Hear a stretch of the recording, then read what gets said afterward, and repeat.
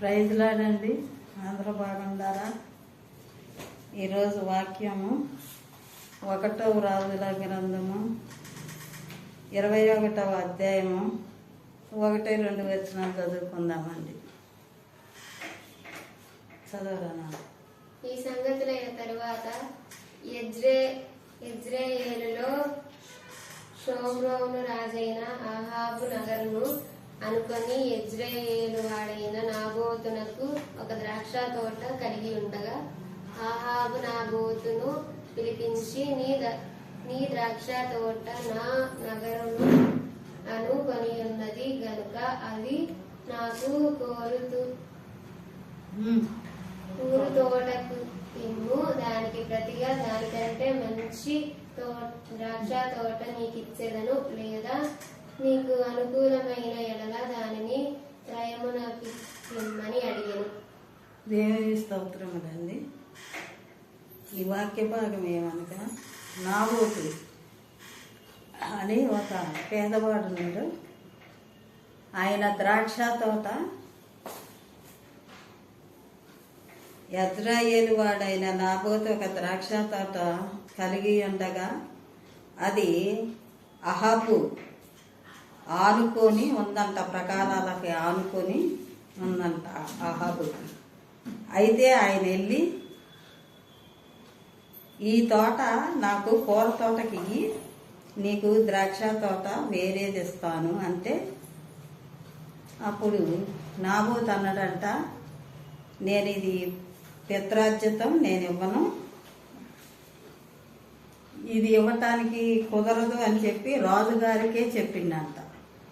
ఇశ్రాయేలీయుల రాజు అహాబు రాజుగారికి చెప్పింది ఏంటంటే, ఈయన నా పిత్రార్జితం నేను ఎవరికి ఇవ్వను, ఇవ్వటానికి కుదరదు అని అంటే, ఆయన ఇంకొక మాట అన్నంట, ద్రాక్ష తోట వదిలి వేరే ద్రాక్ష తోట ఇస్తున్నాడంట.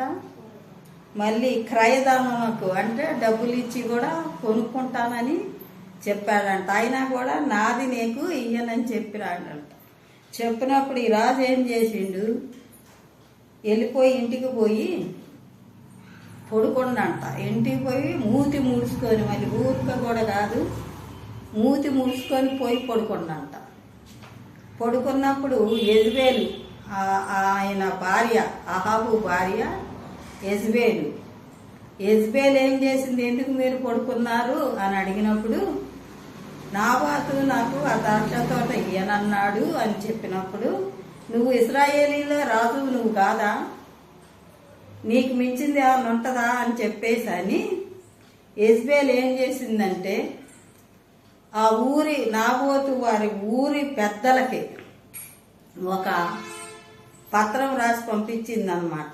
ఏది, రాజు ముద్ర వేసి పంపించింది. రాజు ముద్ర వేసి పంపించినప్పుడు ఆ పట్టణపు వారు, నాబోతు పట్టణపు వారు ఏం చేశారంటే, వారిని ఉపవాస దినములు సాటించి తీసుకొని రమ్మని చెప్పారు. రాజు ముద్ర వేసి పంపించినప్పుడు అందరూ వచ్చినప్పుడు అందరూ ముందర ఆ నాబోతుని నిలబెట్టి, నువ్వు దేవునికిని రాజును దూషించినవని ప్రజల ముందు నిలబెట్టారంట. పనికి మాలిన ఒక ఇద్దరు మనుషులను సాక్షులుగా పిలిచారంట. సాక్షులుగా పిలిచి, నీవు దేవునిని రాజును దూషించినని జనులు సమక్షమన నాబోతు మీద సాక్ష్యం పలకగా వారు పట్టణం బయటికి అతన్ని తీసుకొని పోయి రాళ్లతో సావగొట్టివి. రాళ్లతో నాబోతుని సావగొట్టారంట. ఇదంతా చేసింది ఎవరు? యెజ్రెయేలు ఏం చేసింది, రాజుగారు భార్య కనుక, రాజుగారు ప్రణయం ఏమి లేదు ఇందులో, మూతి ముడుచుకొని పడుకోండి అంతే. అన్నం తినకోకుండా అలిగి పడుకున్నట్టు పడుకోండు. అలిగి పడుకున్నప్పుడు ఏమేం చేసింది, నువ్వు ఇశ్రాయేలీలకి రాజు కాదా ఇప్పుడు అని చెప్పేసి, నాబోతు ద్రాక్ష తోట నీకు ఇప్పెత్తనని చెప్పి ఆ తాకీదుల మీద రాజముద్ర వేసి పంపించింది. పంపించినప్పుడు వాళ్ళ పట్టణస్థులు, నాబోతు పట్టణస్థులకి ఉపవాసం సాధ్యమని చెప్పి పంపించినప్పుడు ఆ ఉపవాసం సాధించిన పెద్దలు శ్రామంతులు కూడా వచ్చి నాబాతు వచ్చినప్పుడు ఇద్దరు పనికి మాలిన మనుషులు ఉన్నారట. ఇద్దరు వాళ్ళు వచ్చి సాక్ష్యం చెప్పారట. దేవునిని రాజును కూడా దూషించిండు ఈ నాబోతు, బ్రతకటానికి వీలు లేదని చెప్పినప్పుడు ఆ ఊరు బయటికి తీసుకుపోయి నాబోతుని రాళ్లతో చావగొట్టారంట. అప్పుడు ఏమైందంటే యెహోవా దేవుడు చూశాడు గనుక యెహోవా దేవుడు తెస్బయుడైన ఏలీయాకు ప్రత్యక్షమై సెలవిచ్చెను.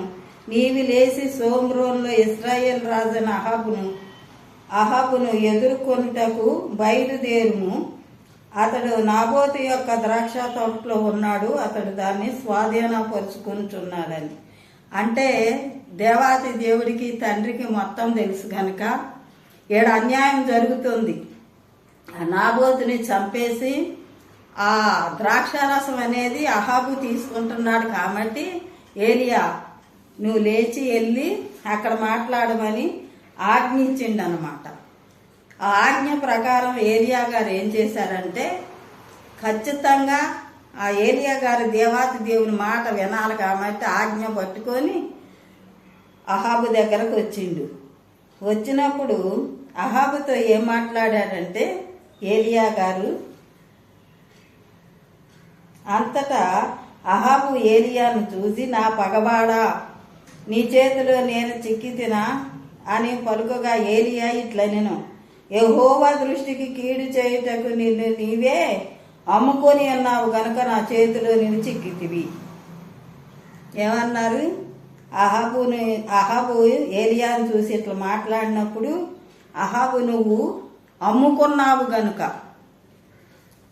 అమ్ముకున్నప్పుడు నువ్వు నాకు చిక్కితివి, నువ్వు నా చేతిలో నీవు చిక్కితివని ఏలియా గారు చెప్పారు. అందుకు దేవుడు ఏమి చెప్పాడో ఆ కారణాలు ఇక్కడ ఉన్నాయి ఆయనకి. అందుకు యెహోవా ఎలాగ సెలవిచ్చుచున్నాడు, నేను నీ మీదికి అపాయం రప్పించేదను, నీ సంతతి వారి నాశనము చేతును, అలుపులేమి గనులేమి ఇశ్రాయేలు వారిలో అహాబు పక్షమున ఎవరునూ లేకుండా పురుషులందరినీ నిర్మూలము చేసేదను. అది దేవాతి దేవుడిచ్చిన వాగ్దానం. ఎందుకు? నాబోతుని చంపించినందుకు ఈయన ప్రణయం లేకపోయినా యెజబేలు వల్ల ఆయన చనిపోయాడు కాబట్టి దేవాతి దేవుడు ఆయన సంతతిని, ఆయన పురుషుల్ని, ఆయన దగ్గర ఉండే వారందరినీ చంపేస్తానని ఒక ప్రవచనం బయలుదేరింది. ఏలియా గారి ద్వారా ఆ ప్రవచనం యెహోవా తండ్రి పంపించారన్నమాట. పంపించినప్పుడు ఆ యెజబేలు ఎవరంటే ఆ యెజబేలు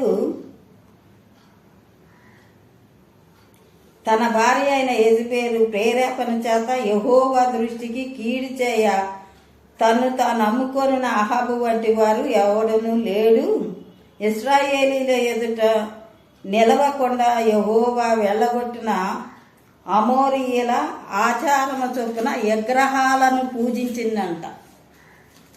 విగ్రహాలను పెట్టుకొని పూజించిందంట. పూజించినప్పుడు అప్పుడు ఏమైందంటే ఆ విగ్రహాలను పూజించినందుకు, ఈ నాబోతును చంపించినందుకు దేవుడిచ్చిన ఆజ్ఞ ప్రకారంగా నీ ఇంట్లో ఏమీ ఎవరో బ్రతకరని ప్రవచనం బయలుదేరినందుకే అహాబుకు భయమయ్యిందంట. అహాబు భయమయ్యి అహాబు ఏం చేశాడో తెలుసా? ఈ రాజు ఏం చేశాడో తెలుసా?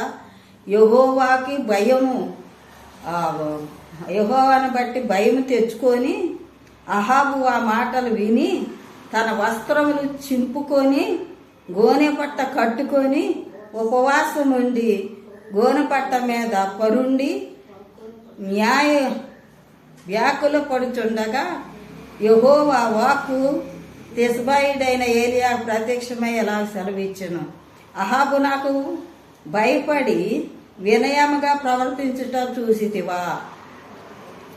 ఎవరికి భయపడ్డాడో? ఆ రాజు, ఇశ్రాయేలు మీద రాజు ప్రవక్త చెప్పిన మాటలన్నీ విని ఆయన వస్త్రాలు చింపుకొని ఆయన గోనెపట్ట కట్టుకొని గోనెపట్ట కూడా అక్కడ మైదానంలో పరుచుకొని దాని మీద పడుకొని కూర్చొని వేకలు పడుతుందంట. ఎందుకు ఈ శిక్ష నా మీద పడిద్దేమో, దేవా నన్ను క్షమించు, ఈ శిక్ష నా మీద పడొద్దని చెప్పి దేవాతి దేవుడికి మొర పెడుతుంది. అక్కడ వేకలు పడతాం అంటే మొర పెడుతుండ నా తప్పే నాయన, నన్ను క్షమించు, ఈ తప్పులన్నీ చేశానని అహాబుకు భయం వేసి, రాజు భయం వేసి మొరపెట్టినప్పుడు దేవాతి దేవుడు ఏం చేసిండు, మళ్ళీ ఏలియాకు ప్రత్యక్షమయ్యి, అహాబు చూసినవా నాకు భయపడుతుందో, ఒక